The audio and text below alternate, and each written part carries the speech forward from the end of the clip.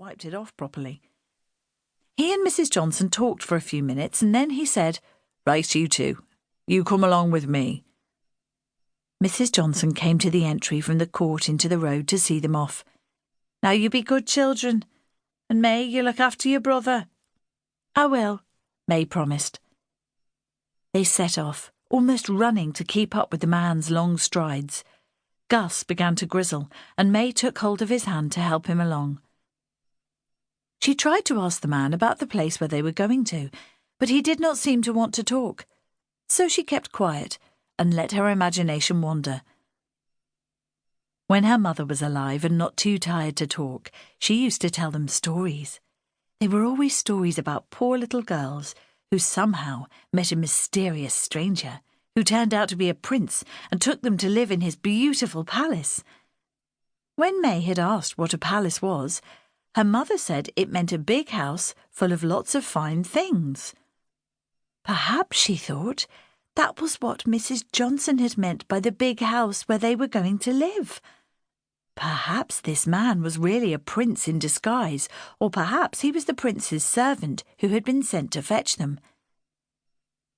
It seemed a long way, but at last they found themselves walking along the side of a high brick wall.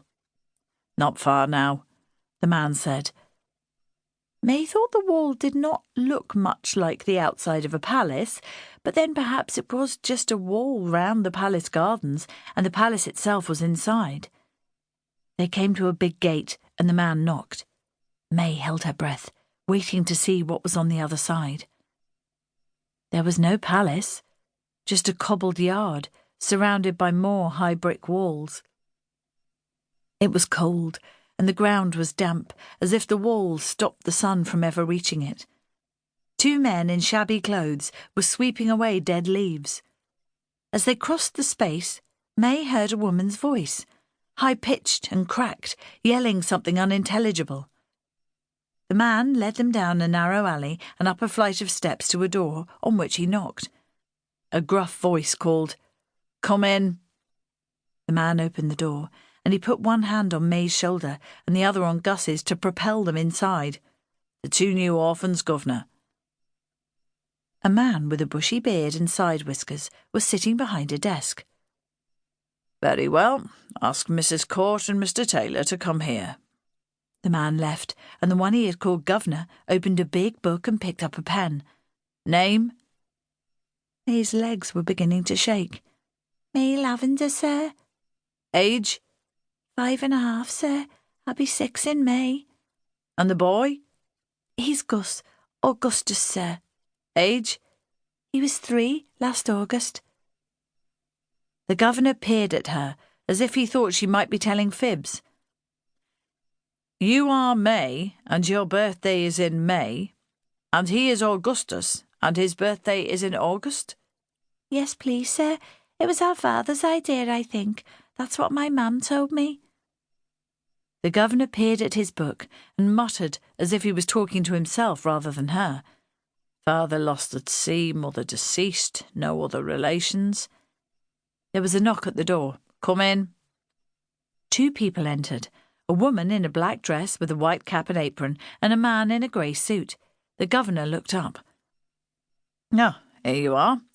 2 new inmates, May Lavender and her brother Augustus. I'll leave them in your charge." The woman held out her hand. "Come along, May. You come with me." "And you come with me, boy," the man said.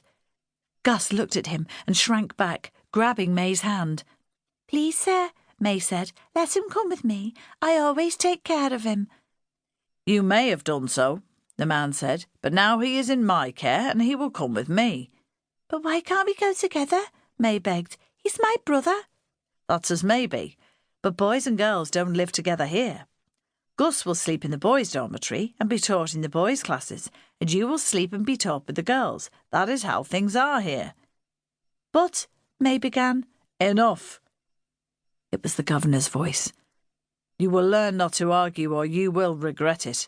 Now get along with you." Gus was still clinging to May's hand. She bent down to him. "You must be a brave boy, Gus. Go along with the gentleman, like he asks." No, I don't want to," he wept.